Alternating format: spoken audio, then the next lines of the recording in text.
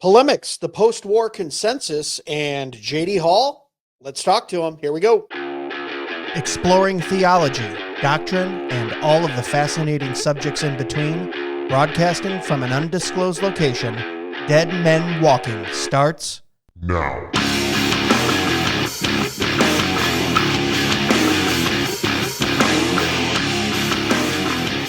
Well, hello. Welcome back to another episode of Dead Men Walking Podcast. Thanks for telling a friend. Thanks for coming along with us on the ride. Thanks for sharing. Thanks for listening. You can find out more about us at dmwpodcast.com. Send us a text, an email, a message. Check out the merch there. Support the show. Hey, guys, if you're listening to this right now, next week we are going to be at the Dangerous Friends Conference in Toledo, Ohio. We'll be podcasting live there. You might have heard the ad for it at the top of the show. Get your tickets. Still got a couple days left to get them. We got Steve Dace there, Rosia Butterfield, Seth Gruber, JC Bambrick. List goes on and on. Stephen Whitlow. It's going to be a good time. If you come, make sure you come say hi to me, shake my hand, say what's up, hang out with us. It's going to be a 2-day conference, Toledo, Ohio, not too far from where I'm at. So we are going to be there live. Also, guys, this episode brought to you by Dominion Strategists. Love those guys. Josiah, Justin, go check them out. Reform.money. And then, of course, Striving for Eternity Ministries. Man, they will get your conference going at your church. Andrew Rappaport, he's a speaker, travels all over the world. We'll get the conferences put together for you. Click below on the link on the contact form. Say, hey, Andrew, we want you to come speak at our church. Get a conference going. It's going to be great. Guys, what a week. What a day. Real estate's ramping up for me. It's springtime. Well, it's March, whatever it is, 2nd or 3rd, which is technically, psychologically for buyers springtime. So went out, put some signs up today, listing a few houses tomorrow, writing some offers. So busy week there. But had JD Hall on. Just got done. I told him, hey, we'll talk for maybe a half hour, 40 minutes. I think we went about an hour and 10. He had a lot of stuff to say. Obviously, JD Hall, Incite to Insight on a Substack, hugely popular. Pen and Pulpit, Protestia, millions of viewers per month in his prime when that was going on. He tells a little bit about how he gave that up and then moved away from the limelight for a little bit. But we talked polemics. We talked the post-war consensus. We talked about how ministries are kind of built up and then camps are formed. About the brother wars. We talked about the younger generation kind of opposing the boomer generation and everything going on there. We talked about him being called a racist, an anti-Semite, a bigot, a misogynist, all the things I've been called as well too, which is pretty crazy for anyone who knows me. But we had a good conversation, man. He even messaged me and he said, I'm controversial right now. There's people who like me. There's a lot of people who hate me. I don't know if you want me coming on your program. You might get some hate. I said, no, absolutely not. You're professing Christian. Don't really care about your past. Want to talk to you. Want to explore some issues and subjects that are going on right now on, the Twitter X world, the social media within churches. And we covered it and we talked about it and it was great. So I'm not going to belabor the point too much more. As always, remember, guys, if you need to invest, buy, or sell real estate, make sure you call your boy, Greg Moore, host of the Dead Men Walking Podcast, but also own my own real estate brokerage, which, by the way, referred a client down to a fellow believer in Tennessee, Denny Ritchie. Shout out to him. He closed on the client a couple days ago and took care of him. So podcast comes through again through Podcast Connection, found an agent for my client. I sold his house in Michigan. He moved to Tennessee, referred him to him. Don't you just love podcasting and social media? I mean, it just helps you network and find people, good believing brother in the Lord down in Tennessee to help my client, help him buy a house. So guys, reach out to me at Covenant Real Estate, 734-731-GREG, and I'll put that in the link below too. But anyway, JD Hall, here we go. Me and him talking. It's a good one. JD, welcome to the podcast, man. Thanks for coming on and spending some time with us. Well, it's good to be with you. Thanks for having me. I appreciate it. So you just came to kind of front of mind for me in the last couple months. I was doing some stuff on Twitter X. We do an annual bracket and had some people tag you in to be included in the bracket as a podcast. And then I did some research and I couldn't find out what where it was, what it was at. But either way, started following you, really liked your stuff. Wanted to have you on because I like having people on that are outspoken, that speak their mind, that speak biblical truth, and aren't really afraid to, I don't know, I guess you would say not really afraid of the gatekeepers or anyone who we seem to put on a platform nowadays, especially within the Reformed community, but in evangelical Christian circles in general. But before we get into just chatting a little bit, give us your origin story, man. For those who don't know, and I'm going to be learning right along with the listeners here because I don't know a whole lot. So if this was a Marvel, blockbuster movie, what is the origin story of JD Hall? There's a lot of lore out there, I suppose. It depends what stage development that you're talking about. Now, I grew up in the Ozarks, and grew up a Christian in a Christian home and all that. I went to got my degree from Williams Baptist University. Then I was supposed to teach college history was the plan, and I did that for a little while after I went and got a postgrad in history from Arkansas State. But long and the short of it is I became a pastor. Things kind of changed for me, sitting through a basic training for church planters put on by the Southern Baptist Convention. That was the day that really changed a lot of things for me. And I started to criticize the SBC. We launched Pulpit and Pen. It went strong until about 2020. We got banned on Facebook and X and Google AdSense and all of our ad sponsors because we reported on things like, vaccines and masking and January 6th and election interference, basically all that stuff we weren't allowed to talk about back then. Sure. And that's when we launched Protestia, just to get away from the filters, from the gatekeepers. We kind of figured we'd play a game of whack-a-mole and move around so quickly that they couldn't find the time to stop us. That's kind of how Protestia developed. But now I just farm chickens and goats and sheep and work a day job in finance. I work so I can support my farming habit, as the joke goes. Sure. And married 5 kids, 4 of them still live at home. And I write at Incite to Incite. I still write at Protestia on occasion.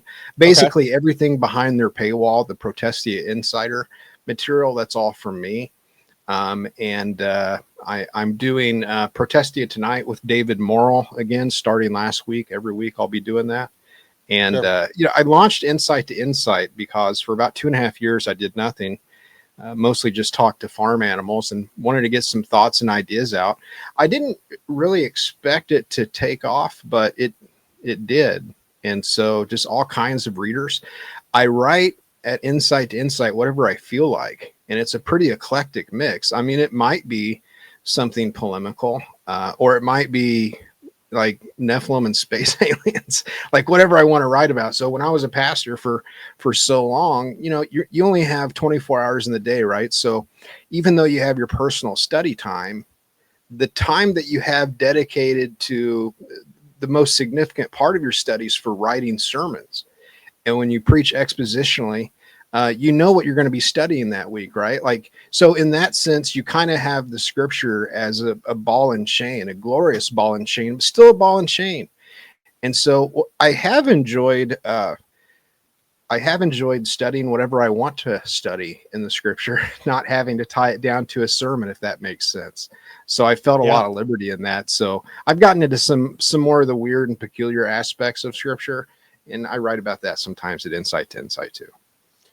It's funny you say that. I've had quite a few scholars and theologians on, and we've talked about that. They say, I don't know if I would make a great pastor. They don't go hand in hand because in scholarly work or when you're studying a field of theology, you can dive into what you want for as long as you want, as long as needed. And you definitely can't do that. And I'm sure as a pastor, pastoring sheep and having a schedule and attending to people. And like you said, only so many hours in the day. So it is a different type of study. I definitely understand that. And you writing it down and putting it out there for people to read at Incite to Incite is interesting as well, too.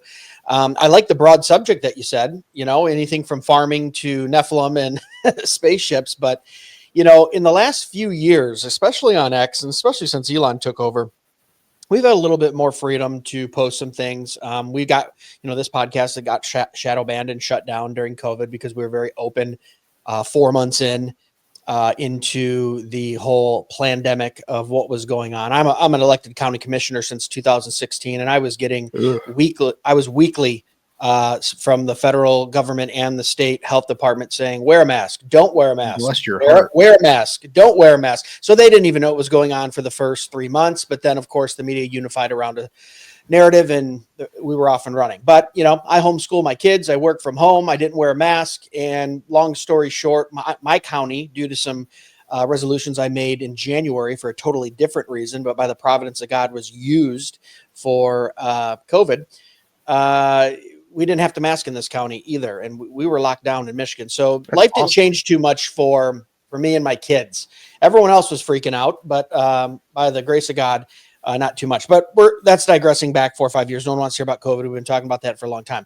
I want to talk about the last couple of years, how we're seeing a real movement within Reformed X, within Christian X, even broader evangelical, you could say too, into like really tearing down some narratives, right? And I thought you might be a good person to talk to about that because let me just set the stage for where I'm coming from. Okay. I'm not in it every day like some of these guys are, the boys out in Ogden, friends of mine, the Joel Webbins, the Twitter wars back and forth between the Doug Wilsons and the James Whites. And I know every one of those guys. Okay. They've all been on the show, been to some of their conferences, the whole thing. My point is I'm not in the every day of it, but I remember thinking back to my father, who I grew up in a Christian home, telling me some things in the 80s and 90s and just off the cuff mentioning things and not really getting into them. And now I'm seeing them start to come to fruition to where my father was talking about things, and you can call him a conspiracy theorist if you want, but was talking about things that, are being torn down and talked about now on Twitter. And we're getting a lot of pushback from a lot of the older generation. I would say elder millennial all the way up to boomer. Hey, this is what we've been told. This is what it is. Stop messing with it. And I just kind of want to know kind of your theory on that as someone who's been in this space for far longer than most people on X who've just picked it up in the last 2, 3, 4 years. You were talking about things decade plus, and you did a great interview with Joel Webbin on Right Response Ministries. People can go check that out too, where you go into length on that. But what are your thoughts on this kind of shifting, this pendulum swing of new information and even challenging some of the narratives that have been told within Christianity, not just mainstream media? We've tore those down. We know they lied. So what's your thoughts on that? It's been a really interesting experience. And I do think I have a different perspective than most because I disappeared for 2.5 years. And, elephant in the room, I disqualified myself from ministry because of becoming dependent on prescription Xanax. And, most people know me for my polemical work at Pulpit and Pen and Protestia, where for 15 years I did, Polemics report where I talked about guys that have stumbled in ministry, whether it was Mark Driscoll or James McDonald or Perry Noble. I mean, it goes on and on. And I always pretty much everyone from the elephant rooms. Yeah, remember and those? Those talks. And every last one. Yeah. Every last one of the new apostolic apostles, after Mike Bickle and then their apologist Michael Brown went down. But I always commended guys like Arta Zerdia and R.W. Glenn, who, they did the right thing. I always said, just go sell cars or something. And so, I disappeared, and I'm not going back into ministry, although I do like sharing opinions, and I don't think I'm disqualified from that. So I have this perspective of having all of this knowledge from the last essentially 15 years of chronicling what I call the downgrade in evangelicalism, but also this unique perspective of when I disappeared 2.5 years ago to focus on myself and my family and all that stuff that had to be dealt with. I asked the guys at Protestia, who I still maintain some contact with, I told them, we'll talk, but don't tell me anything that's going on in evangelicalism. I don't want to know. And, when stuff's being circulated about you and said out there, You Sure. don't exactly want to Google yourself, right? So like I wasn't even looking at the news. I disabled the browsers on my phone. So I had no idea what was happening in evangelicalism up until mid-July of 2024. And that's when the attempt was made on Donald Trump's life. So I wanted to find out what was really going on. I went to X, made an account, and I'm looking around, and I feel like Rip Van Winkle, who stepped out of 20 years of slumber because so much has changed in evangelicalism in 2.5 years. It's absolutely nuts to have watched. Now, to be honest with you, I'm glad to have seen it. What I mean is, I was kind of the bad boy for so long in those circles. I think you and I have been in the same circles for a long time, but like you and I never necessarily interacted. But, Doug Wilson, James White, John MacArthur, the G3 circle, all of that was kind of, when I went to G3 and set up a booth for Polemics Report, like that's my crowd, right? Like those people are my people more or less. But I consistently got into trouble for saying things that people said I shouldn't say, having perspectives that people felt I shouldn't have, being a little bit edgy or whatever, or some would call it pugnacious. I was always called pugnacious by the second most pugnacious people online, whoever they were. People always like to, castigate the guy that's just one step further than they are on the spectrum of what is acceptable and not in terms of argumentation. But that said, I show up just a few months ago and I see that the Overton window of what is acceptable discourse in evangelicalism has changed entirely. And now it seems that everyone is based, and we know what the term based means, right? Like it's now become commonplace. So you take the kind of the vibe of no quarter November, Wilson's thing. Sure. And you make that 12 months a year, and then you amp it up just a little bit in terms of controversy. And that's pretty much what all of evangelical Twitter is now, or X as the case may be. So like, this is the new normal. And so I show up and I see that this lovely young woman who I've never heard of, named Megan Basham, has published this book called Shepherds for Sale. Sure. And I tell you what, there's not a day that goes by, even to this day, that I don't thank God for Megan Basham. Amen. Because what she did is she took all the material that we wrote about, the financial connections between James Riotti or George Soros or the Kern Family Foundation or USAID, and she put it into a format that then breached containment. That's the expression that I would use. And so if you're familiar with Pulpit and Pin, you would be familiar with Russell Moore's mosque building, and you would be familiar with the Marxism, the critical theory that comes out of J.D. Greer's mouth. You would be familiar with most of these major scandals and the Gospel Coalition's progressive drift, and you'd be familiar with why Thabiti Anyabwile calls himself Thabiti Anyabwile, all those things.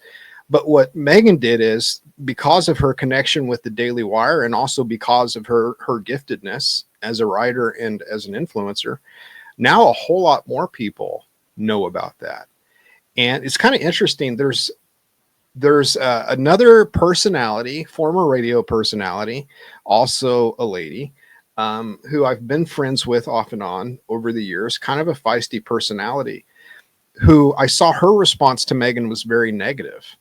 And I think there was a bit of jealousy there. Like, I've been talking about these things for 10 years. Well, the wind blows where it wants. I mean, for whatever reason, God made it so that people would listen to her.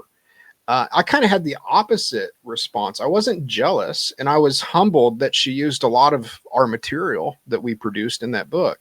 I'm just thankful that it got out. And so I think where we're at now is, and I wrote about this in the first Substack article I did. Well, not the first. It was the first 5, called The Polemicist Manifesto. And I said, I feel like for 10 or 15 years, we beat the drum at Protestia and Pulpit and Pin, but there are others like The Dissenter, Jeff Maples' blog, and the Capstone Report, and some other guys.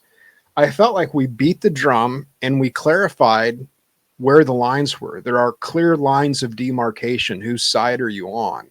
Whereas before it's kind of blurry, you know, when you start looking at specific evangelical leaders, whose side are they on? I think it's clear now. And the lines have solidified. And with the lines being solidified, we're past the diplomacy stage. We're past the tactful argumentation stage. And thank God we're past the 11th commandment. Thou shalt be nice. That has been thrown out the window at some point in the last 2.5 years. But that was all necessary for us to be able to have a real conflict of ideas, to have a real struggle session, which is what we need to have on a biblical worldview. So I'm really thankful for all that. Yeah, no, absolutely. I mean, I see you as one of the pioneers or trailblazers of kind of that avenue. And I don't think her book would have been possible had it not been for Pulpit and Pen and everything that you've been, Pen and Pulpit and everything you do over, you know, the last decade and a half. With that being said, we've moved into a space now where, like you said, niceness is gone, which some people kind of, you know, the hair goes up on the back of their neck when you say that. I say it's about time. I don't know. Probably the greatest disservice that has ever been done to the Western Christian church is linking Christ and meekness with weakness and niceness.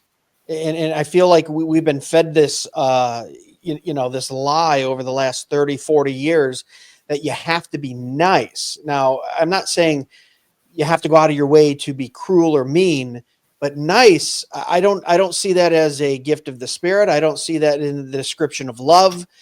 And that's what the church has been. And mostly because for fear of man, right? Especially in the broader evangelical church. Like, let's be nice. Let's all get along. There's a third way that's neutral. We, as you said on X, and as I know, and as you know, that's gone. There is no neutrality when it comes to pagan or secularism or leftism or anything like that.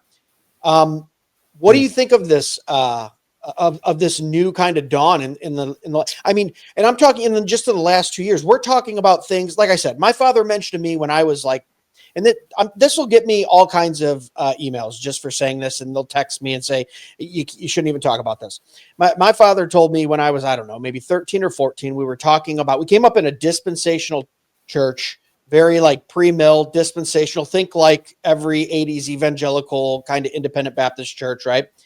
And my father had questions about that. And he was kind of talking to me and my brother. We were younger, and because we were being taught things about the Jewish state and Israel and it needing to be founded and a temple being built, and think of all that stuff, right? And he just said, you know, if you really look at it, he goes, and he just started telling us some truths about history, about what the Jewish people have done, how liberal the state of Israel is, how much Judaism really hates Christ, that, you know, that the Jews aren't innocent and it's only through Christ that you come to salvation. I remember being a young kid going, What age were you when you discovered that your father was a Nazi apologist and Hitler sympathizer? That's what I mean. That's what he would be called right now if he was on X. And he was very loving and open about it and really stated some historical facts, right? Then you grow up, and I get into my teens and my early 20s, and the Lord, I said the Sinner's Prayer at 7, radically saved at 24, started exploring the actual Bible and what it said, came to the Reformed doctrines, and then really started looking into other things that we had been told. And this is, you know, I'm 43. This is in my mid-20s. So this is 15, 18 years ago. And really just kind of staying silent about it, because if you open your mouth about any of these things and realizing that, you know, certain ethnicities are overrepresented in the pornography industry and the banking industry and high loans and what actually went on in Germany and these things. And look, I'm not with Stone Choir. I'm not, you know, over there saying vile things about certain races. I'm saying we are to a point now to where the reaction has been, you're an anti-Semite, a racist, a bigot, right? From Christians. If you even say, can we just talk openly about factual history, both Christian and secular? And there's people that have made these huge ministries and have these publishing companies and have these, you know, talking circuits, and they say, absolutely not. We can't even address it. We just go by what we've been told. And that's really starting to frustrate me. And I'm on the older end. Like I said, I'm 43. I'm elder millennial. I understand, and I want to get your thoughts on this. I understand the 20-something guy right now, where I was 15 years ago, going, I grew up in a generation where I was lied to by the media, lied to by the president, the elected officials, right? Everyone. And now it looks like worldviews, even within the Christian community, within my faith, have been co-opted. Yeah, I want to know what's really going on here. I want to get to the truth. What do you think that swing is, and what's your response to that when you see stuff like that on Twitter or X? Well, I think that's largely going away, and it may not seem like it because it does appear as though it's amping up the accusations of bigotry, racism, anti-Semitism, misogyny, bigotry, whatever. It seems like it gets thrown at us more than ever, and it is, but at the same time, I want to make the case that it's actually going away. What I mean by that is it's pretty clear that the people on the other side of the aisle don't have anything left. They don't have any other cards to play, because it's this notion that you see a lot of in memes online, and that is the concept of the red pill, where people just finally wake up to it. And I think that as we were trying to make the case that the Gospel Coalition, I'll just give one example, that the Gospel Coalition is a leftist progressive community organizing tool used to manipulate evangelicals. It presents to them a false front, advertising that it is in some way affiliated with the gospel or cares about it. But what it's really trying to do is change the culture of the church through the parachurch influence. As we tried to make very quickly for the listeners, I just want to point out, which you pointed out years before anyone else was talking about that. Just so you know, so much now it's kind of commonplace. We all just go, yeah, we know they're a leftist organization, but this was years, and you were ostracized for it too. Oh, big time. And that's my point. When we started doing that, it's like, people would anathematize. I mean, literally anathematize, like, you are a son of the devil. My favorite story, and I think I shared this on Joel's program, or maybe it was a different one, but Frank Turk, the blogger, the partner of Phil Johnson over at Pyromaniacs, had actually reached out by phone to say that I was ruining my reputation and my credibility by criticizing Russell Moore. I think this was back in 2013 or 2014. The assumption was, from Turk's perspective, and people really believed this back then, that if someone is a Calvinist, therefore they cannot be compromised, that was the same as being bulletproof to heresy, that if you're a Calvinist, you're automatically sound. Well, what we saw was the so-called Reformed resurgence had been hijacked as a movement. I think it's satanic that Satan saw this as a growing movement in evangelicalism, thought he could commandeer it. Which is why the first time I had heard of J.D. Greer, it was in connection with Mark Driscoll in a conference I attended of Driscoll's back in 2009 or 2010. People forget how closely he was associated to that whole Young, Restless, and Reform movement. Now you think of Greer, you don't think of him being a Calvinist at all, right? But he was on that wagon train. And Chandler and Piper and Stetzer and Rayner, and you can go down the list of all of these ostensibly Reformed or Calvinistic people that were really the biggest ones leading us astray. Well, eventually the dam just had to break. Like when I first criticized Karen Swallow Pryor because she was a research fellow at the ERLC, we're noticing all the things that she said that were just patently liberal, like having gender neutral bathrooms to accommodate transgender people is common sense. Stuff like that abortion, or rather that animal cruelty made her more viscerally upset than abortion, just stuff like that.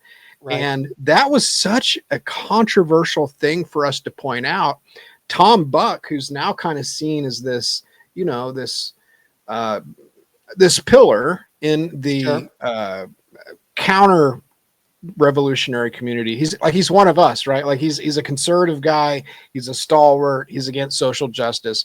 He was a contributor at Pulpit and Pen. He left. He denounced me. He said that I was unqualified for ministry, basically just on the grounds of how I had maligned and lied about Karen Swallow Pryor.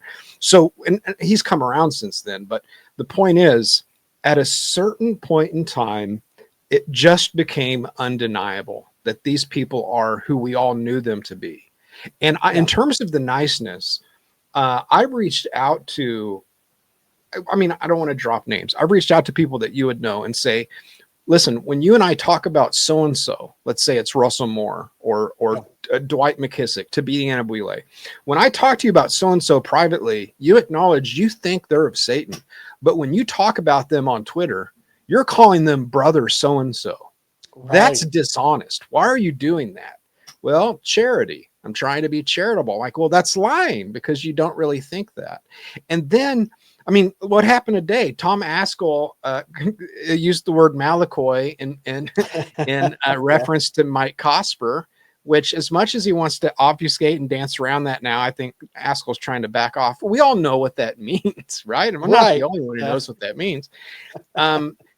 What happened was, it's not as though we stopped being nice. What happened was the facade of fakeness has been ripped off the evangelical church. We're no longer being fake. Nobody's been as nasty as Russell Moore.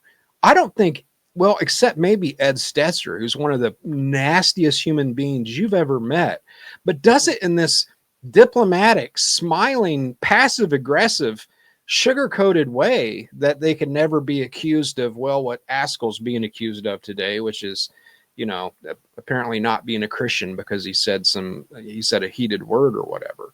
And so a lot of that's changed. Here's my point. As we have made this case that they are leftist, there is this huge divide.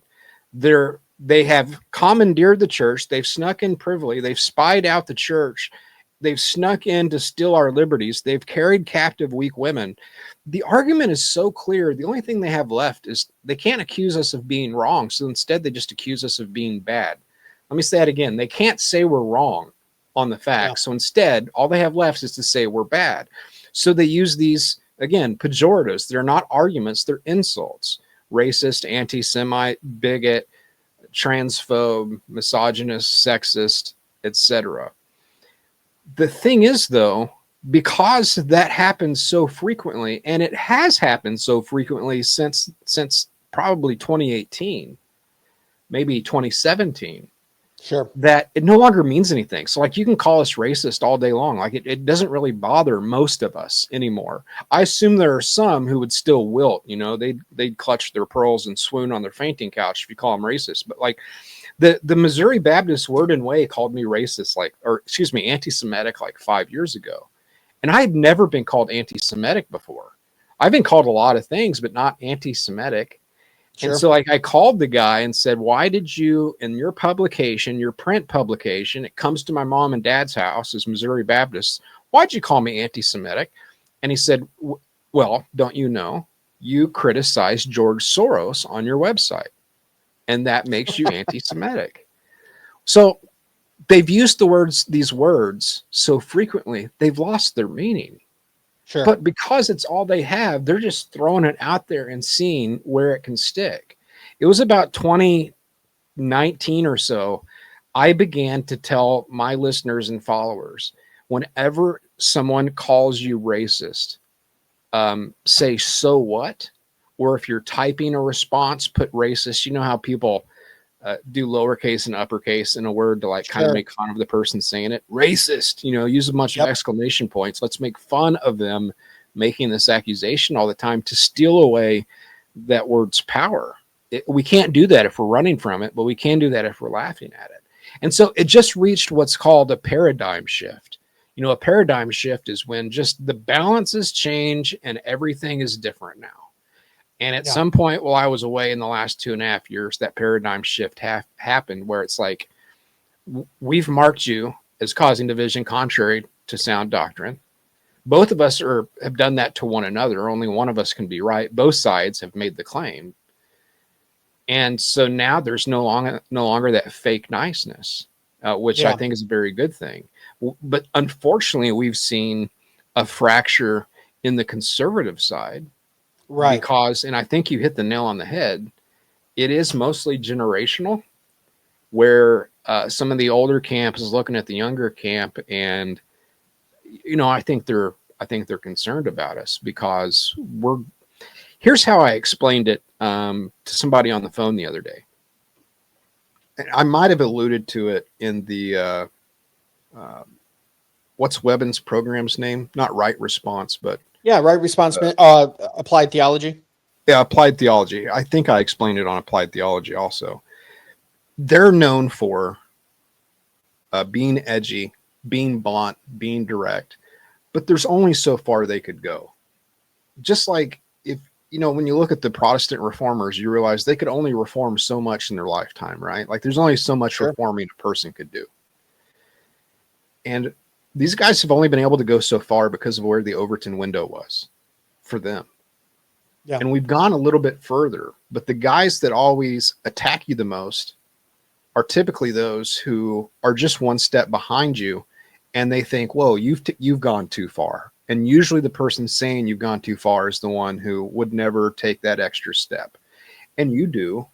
And so it's either they have to acknowledge that maybe they're not as bold as they thought, or they're exactly as bold as they should be, and you've gone too far into controversy. I'll just say this. The people who've called me pugnacious or controversial the most are those whose primary criticism towards them is that they're pugnacious and critical.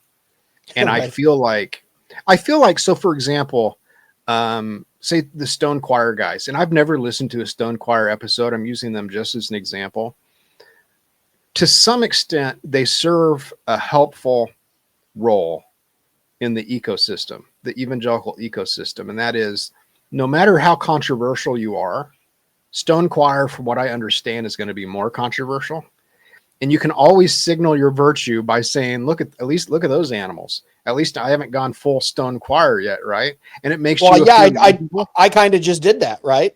When I was explaining to you, because I felt like I had to preference, because there's, if you even say they have an episode where they talked about something biblical in a very great manner.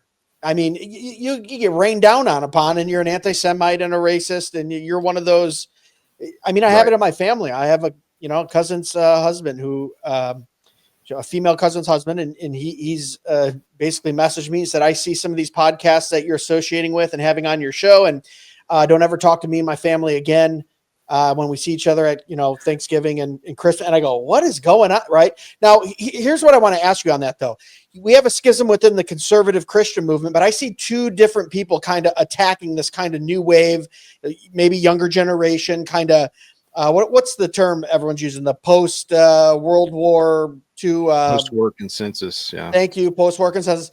You have two groups. You have those that are within evangelical that are basically leftists anyway, so they're just glomming on and using the same tactics, the name calling and everything, and that's within the reform camp, like you were talking about, the Russell Moores and stuff.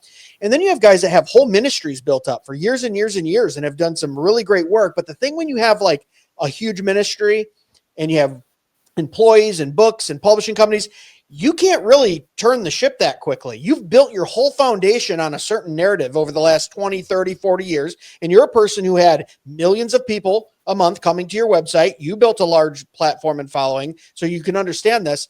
And I feel some of these guys who've been doing it quite a while or have a very large, and they're older, they're looking at the young guys going, oh no, we have to put a stop to this, because then everything we've built and worked for almost becomes, I don't want to say pointless, but it becomes to where it's like it's eroding what we've built up. And to me, it's a lot of pride and ego going on from both sides. One who thinks they're moral superior on the left, because that's why they call you racist. And one going, no, we've been here a long time. We've been doing this. Hey, listen, young whippersnapper, I've got X amount of followers and newsletter and churches I've preached in and this and that. And you're not going to erode that with this new crazy idea of you want to know the truth. And it's very frustrating for me as someone who's kind of generationally caught in the middle, and also saying, why can't we just openly talk about historical facts and things that happen and then walk away from it and go, okay, I agree or disagree. I feel like we've gotten a lot of the name calling and stuff on the left has now transferred. And I don't know if I believe in the woke right, but it's transferred to the right. They're picking up some of that. Nope. The accusation of woke right needs, I try to be pretty nonchalant these days. Like I try to be pretty laid back, but I do lean forward quick if I have to. The whole concept of woke right is the dumbest sub-intellectual propaganda I can't imagine. That's what I think. It is stupid. It is so stupid. The people who are woke are the ones who just yell anti-Semite at their critics or at their intellectual ideological opponents.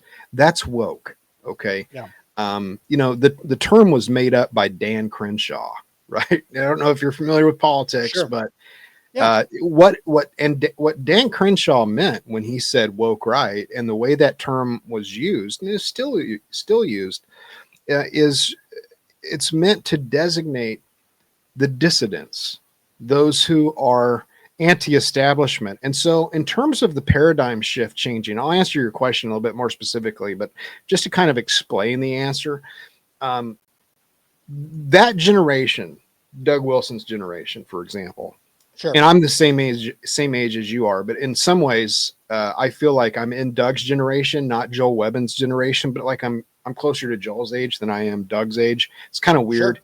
Sure. Whatever reason. Okay. That's the way I feel. We're so used to this dichotomy, this binary choice, liberal, conservative, Republican, Democrat, socialist, capitalist, right? We have a very black and white binary. But what has happened since the advance of the populist social revival, that's what my passion's about. It's what my Substack is about. Everything is about the populist social revival at Incite to Insight. That's what it's all about. If you want to know more about it, go read more about it at Incite to Insight. The entire point of that, what it's done is removed that paradigm altogether. There is no longer any more left and right, liberal and conservative.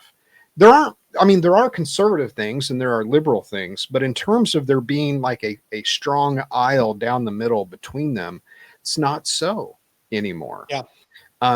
For example, populism, which is what brought Trump to power, and also, it's what's changing the government in Poland, in Hungary, in El Salvador, 100%. in Argentina, in Italy. It's what's threatening the established powers in the UK and Germany and in France with Marine Le Pen. It's so the whole concept of populism says we're tired of the left-right nonsense divide. What we have is a uniparty. Right? There's a deep state entrenched uniparty where it's the same players that just put on different jerseys depending upon who wins the election. And so when I say my generation, I mean polemically, when the OG polemicists, the people who were the first ones to start out online with a polemics ministry, like it was Ken Silva, me, and Chris Roseborough in the beginning, right? Even before Justin Peters. Yeah. It was difficult to watch because we could see that some folks praised as being conservatives, like Albert Mohler, were just switching on a different jersey from time to time. Like the same powers that be politically that tend to preach one thing every 2 to 4 years when it's election or campaign season, doing something differently. That's Albert Mohler every year in June, right before the Southern Baptist Convention. Sure. And so just as the reason why the younger generation, let's say my kids' age, the reason why they're so based, like ridiculously based, like my son's friends, like, oh my word, if you think I'm politically incorrect, you should see teenagers. Well, here's why.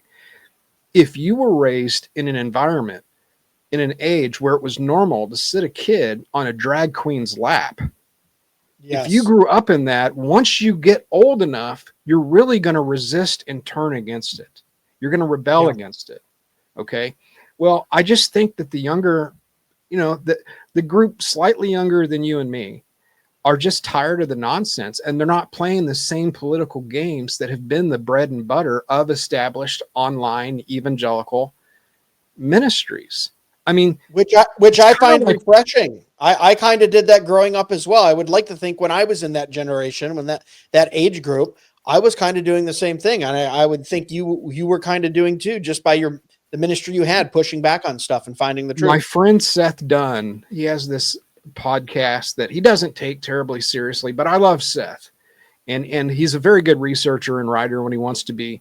When I discovered my dependency on Xanax, I just disappeared. And so actually they went, I mean, they knew where I was, but I wasn't talking to anyone at the time. They took my will essentially, and gave Pulpit and Pen to Seth because I willed it to him in my will, and David wound up with Protestia. So Seth actually owns Pulpit and Pen right now. Here's my point. He likens it to WWE. He's a wrestling fan, and he says it's like, say you're a kid at a wrestling event and you see these guys fight, and then you walk by the dressing room, or later you go out to a restaurant and you see Ric Flair hanging out having a beer with Hulk Hogan. You'd go, what's happening here? Like, if you don't understand it's fake, you're like, why is The Undertaker golfing with The Rock when they were just mortal enemies a second ago? And so that was kind of like what it was for us, watching the interactions of these guys who are supposed to be on completely different sides. Sure.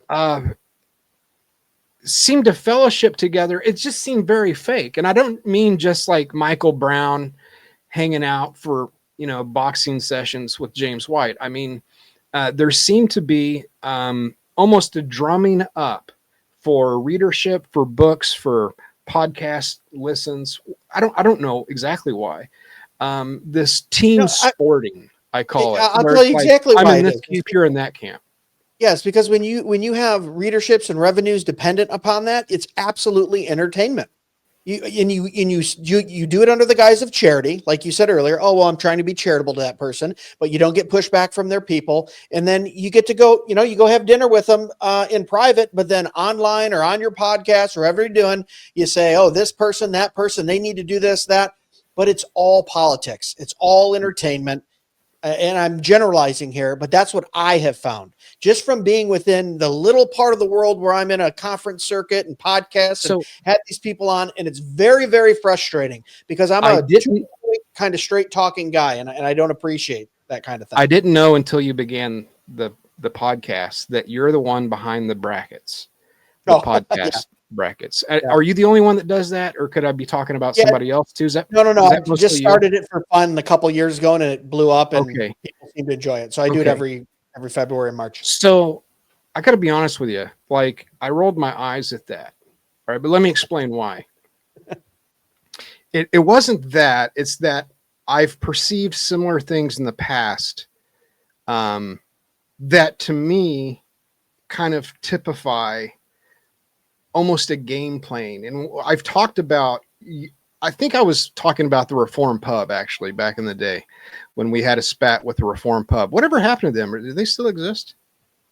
They're gone. And then one half of it, he's into the movie making. I can't remember his name. He's been on a couple times. So anyways, we had a bit of a feud with the Reform Pub, and I noticed how quickly these guys in the young, restless, and reformed thing, they changed their camps a lot, right? They changed their tribe a lot. And the expression I used was they collect doctrines like Pokemon cards, where they go after, and it's not unique to young and reform guys. Lots of folks do it in different denominational stripes, but it's like, this guy's cool right now. We're in his camp. His podcast is it's all the rage, and he doesn't like this other guy. So we're on team this guy, and we're against team that guy. And it becomes like an intramural competition, and where you have these enemies, real or imagined.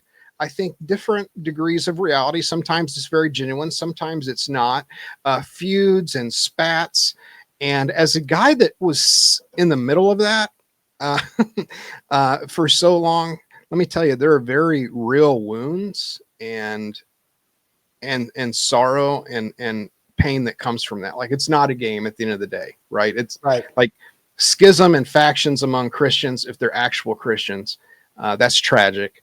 And the point is, I don't have a problem with your bracket thing so much, but it's that we have to be careful about not treating theology as fantasy baseball. You see what I'm saying? Like, it's not that's exactly what I'm doing with entertainment. With a bracket. It is entertainment, but it shouldn't be entertainment. Sure. Right. And so I think with all this having occurred in the last 15 years, I think there is a perspective of young men that the old men didn't take it as seriously as we thought that they should have. Yeah.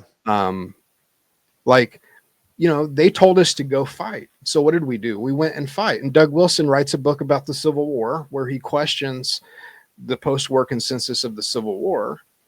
10 years later, he writes a book kind of softening his stance and being like, I'm not racist though. But they tell us to take no quarter. They tell us to challenge the narratives, to think for ourselves. And so then those guys, young men, did that. And they're questioning whether or not Churchill was as good a guy as what we were led to believe. And the older generation looks at him and they're like, what's wrong with you? We didn't teach you to do this. Like, well, no, you didn't teach us to question Churchill, but you taught us to question the narratives. Right. That's what I mean. Yeah. Taught us to do. And so I'll give one example briefly, and that is a lot of what we criticized at Pulpit and Pin in the old days was the sin of association, not guilt by association, but the sin of association. So the scripture says to mark those who cause division by teaching what's contrary to sound doctrine and avoid them. So we should be avoiding them. And so we would see John Piper do a thing with Rick Warren, or we would see Beth Moore back before anyone criticized her, except for us. We'd criticize Beth Moore for doing an event with Joyce Meyer. And it wasn't like 6 degrees from Kevin Bacon. We're saying that you're lending them some level of credibility by doing that. And I was cheered on by a lot of notable theologians. I kind of felt like I was their hatchet man. I've talked about this before, and I'm not trying to stir up bad blood, but I think I engaged in a lot of needless feuds just to get a pat on the head by my favorite Reformed, celebrities. Sure. But when we found that Justin Peter and Phil Johnson were going to do a conference at Answers in Genesis with Jackie Hill Perry, or John MacArthur was going to speak at the Broadcasting Awards event where every rank heretic under the sun was, it's like, how dare we bring that up? Or if Josh Bice at G3 is going to bring Moeller and Dever and Duncan, or the social justice guys, to G3 the same year everyone was fighting social justice. I kind of made a stink about that. It's like, why are you doing that? And I was attacked so viciously by the very same people who would applaud us if we were doing an article about Russell Moore bringing Andy Stanley on stage. So what does that tell you? Well, that is the season of Pulpit and Pin that we stopped criticizing speaking at conferences with heretics. And here's why. It was either shut up when our side does it, right, or attack both. And like, I wasn't ready to go after John MacArthur. I don't want to go after John MacArthur. Right. But at the same time, I have to sleep at night, and I can't go to sleep feeling like I'm a hypocrite because I'm giving these guys a pass for doing exactly what these other guys were doing. And so it's just like, okay, that's going to be off the list of things we complain about at Pulpit and Pin. My point is, actually, the definition of downgrade that I gave years ago at Polemics Report was downgrade happens when someone that we like does something sinful or stupid. And instead of criticizing the person who did something sinful or stupid, or instead of criticizing the stupid or sinful thing, we give it a pass. Yeah. Downgrade happens when somebody we want to defend does something that's actually indefensible. So we either just ignore it or we defend it. And, it's like when Ed Littleton, is it Littleton or Litton? Yeah. The plagiarist, the former president of the Southern Baptist Convention, when we found out he had plagiarized sermons from Tim Keller and J.D. Greer, J.D. Greer immediately defended him and then deleted an article that he had at the Gospel Coalition about how plagiarism is bad. Like, he deleted the article criticizing plagiarism. Well, like, listen, I think we can all look at something like that and say, we don't want to go down that road. We want to walk with integrity. And then you just, sometimes you end up throwing stones at everybody. And I don't know, man. I don't want to live my life that way anymore, honestly. Yeah, my point to that question too was, well, what does that tell you when you have people from a certain camp saying, hey, it's okay to go after those people about that thing, but not when we do it?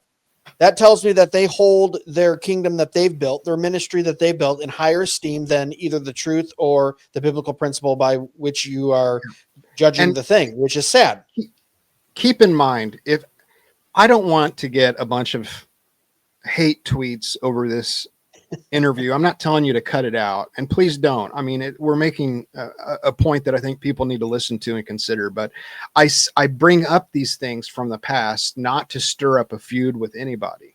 Please don't do that. Please don't, if you're listening, please don't drag me into a dog pile on X. Okay.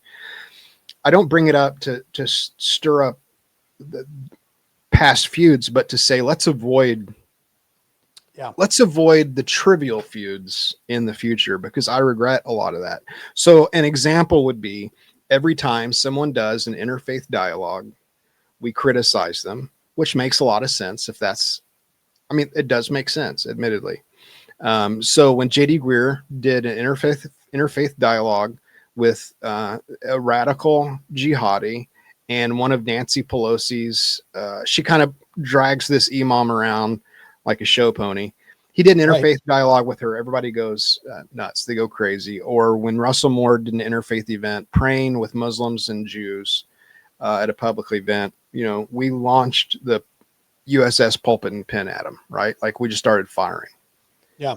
But when James White did an interfaith dialogue with Yasser Qadi, who's also a radical jihadi, who right now is attacking the state of Israel. He's taking part in defending all of these university campus protests by the Palestinian supporters. He's with those shouting from the ocean or from the river to the sea. When he did it, it was very clear that we couldn't dare criticize him for that. And so this is why a full-time polemics ministry is so difficult, because you'll end up making friends, or rather you'll end up making enemies of your friends if you want to be consistent. Here's the beautiful thing, though. I don't think that full-time polemics ministries like Pulpit and Pen or Protestia are nearly as essential as they used to be, because now, looking around, every ministry is a polemics ministry. You got to understand, if you're listening to this program and like you're a little bit younger, you don't understand. There was a time when there were blog articles and essays and just all sorts of, long public opining on whether or not polemics was even biblical, like whether or not there was even a place to criticize other Christians. When Ken Silva and I started doing what it is that we do, it was like, people were like, oh no, can we even do this? Well, now when you go on X, what does Owen Strand spend his time doing every day, all day long? Criticizing other Christians. He's a public theologian. I don't think that he has any ministry to non-Christians whatsoever. All he does is criticize people who claim to be Christians. And I'm not saying that's bad in and of itself. I'm just saying how far we've come. When you look at founders didn't used to criticize others within the Christian faith, unless maybe they were Arminians, right? That wasn't what G3 was about. John MacArthur has always been a little bit that way. He's been taking pot shots against the charismatics since the 70s, but for the most part, it was kind of verboten. And it's like every Christian ministry seems to have either become a polemics ministry or at least has started a wing of ministry. Right. Yeah, it's definitely in their arsenal. A polemics wing. So because so many more people are doing it, it's so much more common. I'm thankful that there's not the need there used to be for Christians to focus on it all the time, because I always said that polemics should not be all that a Christian focuses on. I mean, God didn't just give you polemical theology. He gave you eschatology. He gave you soteriology. He gave you epistemology. He gave you all sorts of things to study. Yeah. And so there's so much more in the scripture than just explaining why people are wrong. But I think back in the day, we were so inclined to do that precisely because there was not much supply. So we felt like we had to answer what demand there was. I'm sorry, I'm going off course. Forgive me. No, you're fine. Let's keep me on track.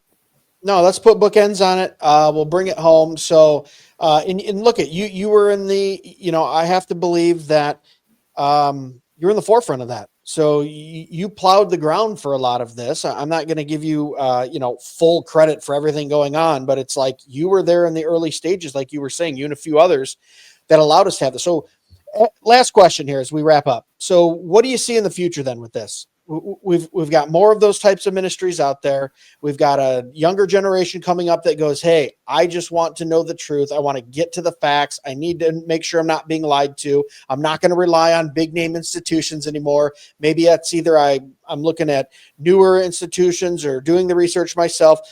You've got X and social media that are now loosening up over the next few years. And we didn't even get into the whole culture thing with Trump and the populace. We touched on it a little bit. What is it going to look like in the next 3 to 5 years? As someone who's done this for years and years and years, took a little time off, now at least you're back on X and you're seeing, like you said, everyone's based, your words.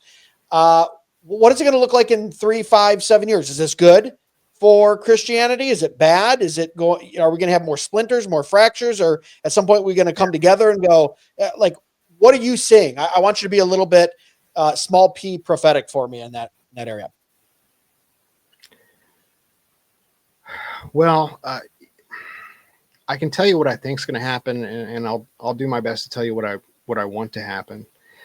You're going to have continued fighting in the Southern Baptist Convention, in particular. That has been my wheelhouse over the years,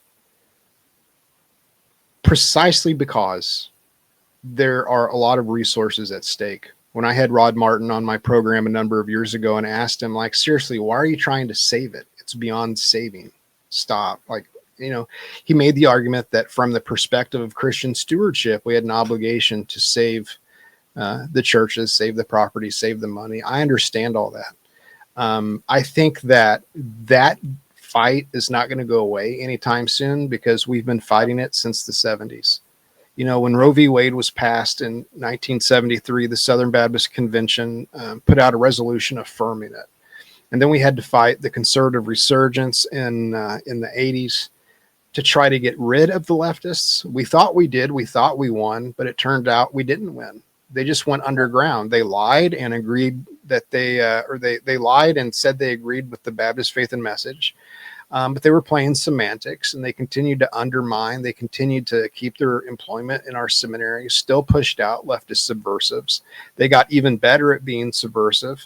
And, that's the nature of fighting for institutions. They're always going to maintain that fight so long as there's one piece of cheese left for the rats to fight about. However, you're going to see a complete shift in posture in the larger microcosm of evangelicalism in general. So like if we're not talking about denominationalism specifically, but the overall evangelical world, you're going to see a continuance of what's been happening since 2020. And I really want people to understand what happened here. How did we get so based? What caused the paradigm shift? And I think it goes back to COVID. What I mean is churches for the longest time, and pastors in particular, felt as though they had to walk on eggshells when it came to the truth, lest they offend the people in their congregation that are nominal or lost. Those would be the people, your lost individuals, your unconverted, your nominal Christians are going to be upset at standing by the word of God and proclaiming what it says on sensitive cultural issues. And so as to not, I don't mean the compromisers. I mean, even the good guys have a tendency to walk on eggshells and be as diplomatic and tactful as possible because they don't want a problem in the church where there's a split or a schism or the deacons try to get them fired. When the churches closed down under government edict in 2020, and the churches apparently agreed with the government that the services they provided were not essential, and they closed down. Yeah. Those nominal Christians or those lost people who felt like they were obligated to go to church because their wife did, or to make their mom happy, or because they're a businessman in town and it's the Bible Belt and you show up to church sometimes, they never returned. And the statistics bear that out when you look at the stats, the post-COVID stats on church attendance. Those people just left. They didn't return because they agreed with the church that agreed with the government that, church isn't essential. And so they left. But then once they left, I think a lot of pastors, remember I said it wasn't just the bad guys. Even the good guys had a tendency to walk on this eggshell of truth, phrasing everything just so as to not make the lost or nominal people mad.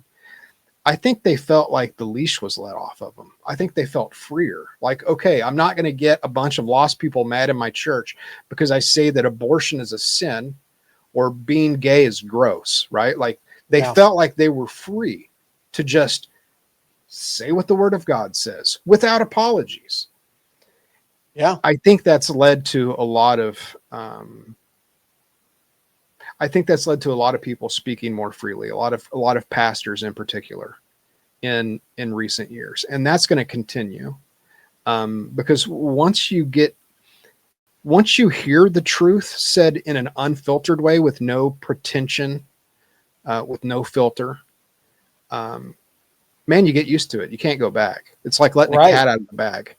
It's, it's, you once you go down that road, you're going to stay on that road.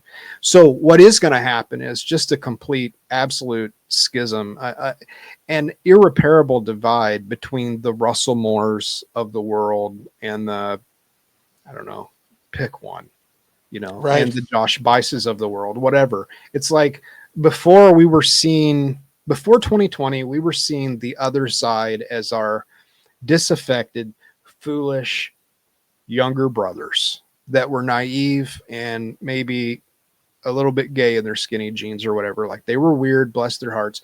And now we look at each other as like, no, the other side's not Christian. And we're not afraid to say that. Right. That's what I think is going to happen. More of the same, which is not that, I know I'm a real Nostradamus on that, but here's and you're saying that's not necessarily a bad thing though. To be able to have that boldness to just call it out as it is. When you see the divide come to fruition, especially when we're talking about splitting institutions and ministries and churches down the middle and denominations, it's going to appear like a bad thing, but it's not. Correct. I don't think it's going to be a bad thing.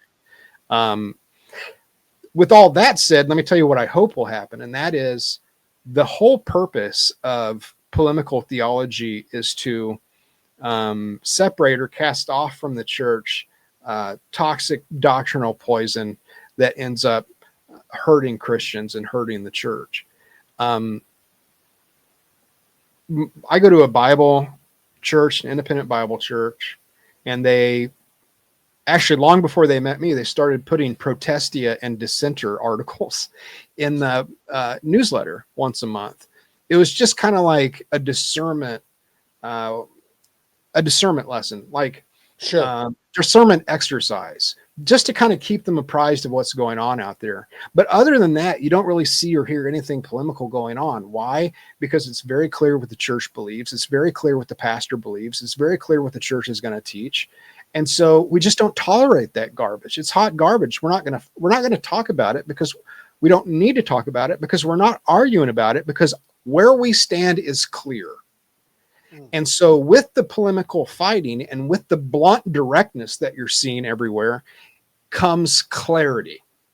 Yeah, good point. And that clarity should be giving unity within the local churches. So we're fighting out here on X, But inside the local churches, when it's clear what we advertise is the truth, what we believe is what we believe, and we're not going to tolerate subversive nonsense, I think the situations we're going to see in the church will be the opposite of the situation that we see on X or outside the church. In other words, I expect to see more unity in the church because good doctrine unifies. Yeah. If the pastor isn't being clear, let's say if it's on election, if the pastor isn't clear what he believes, what the church believes, what the confession says, what's going to happen? You're going to have Arminians start fighting with Calvinists over who's right, when it's a shame, right? Because the church should have been clear on that from the beginning. It should never have been an argument, right? Sure. So once the reforming happens, we're in the middle of it right now. Once the reforming is done, I really pray that God gives us a blissful peace and unity within our churches, that we've settled it, we fought about it, and now we're done fighting about it. So we're going to worship, we're going to evangelize, we're going to tell people about Jesus, and we're going to sing hymns and psalms and spiritual songs and praise God for the peace that we have in Jesus. That's what my hope and prayer is. Awesome. I think that's a good place to cut it. JD Hall, we're going to link everything up below so people can click through, follow you. Obviously lost my hats on Twitter X, Incite to Insight. We'll link that up as well. But you got anything else for the people out there? Anything you're working on, anywhere you want to send them besides those two places?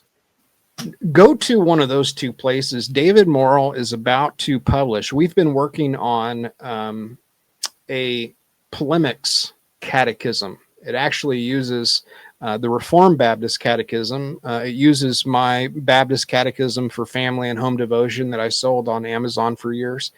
It takes that and actually puts within the pages on each catechism question and answer what heresies that addresses, and if you properly understand that catechism question and answer, what heresies it can prevent you or your family picking up, if you properly understand it, with a concordance in the back of all the major historic heresies and how that relates to the questions that we have or that the catechism presents in its pages. We do that because we believe that good catechism is the ultimate defense against heresy. And so the Polemics Catechism is going to come out for free for those that subscribe at Incite to Insight or Protestia Insider. But yeah, check us out at either one of those places. You can subscribe at incitetoinsight.com. The bio's in my or rather the link is in my bio on X, Lost My Hats. Yeah, and we'll get that all linked up too. When is that coming out though? For those people who are subscribed, when is the catechism? Should have been out a few weeks ago. Any day now, like literally any day. That's very interesting. I'll have to look into that. All right, JD, thanks so much for spending time with us and chatting. I appreciate it. Yeah, you bet. God bless you. Hey guys, thanks for listening to another episode of Dead Men Walking Podcast. As always, you can find out more about us at dmwpodcast.com. Feel free to support the show too. We've got the very popular Wine 'em, Dine 'em, Romans 9 'em mugs that people like. And the new t-shirt is out, Job 13:5. How about you shut up and let that be your wisdom? Sometimes you just have to quote scripture to the pagans, even if they don't like it. Guys, remember, the chief end of man is to glorify God and enjoy him forever. God bless. Be sure to check us out at dmwpodcast.com, where you can purchase the best and snarkiest merch on the internet, support the show, and leave us a review or message. Dead Men Walking can be found on Facebook, Instagram, and YouTube at Dead Men Walking Podcast, and on Twitter X at Real DMW Podcast. The Dead Men Walking Podcast is part of the Fight Laugh Feast Network. For exclusive show content, be sure to download the Pub TV app and become a member. If you're a business that needs to reach hundreds of thousands of potential customers in your demographic, podcast advertising might be for you. Send all inquiries to deadmenwalkingpodcast@gmail.com. None your biscuit.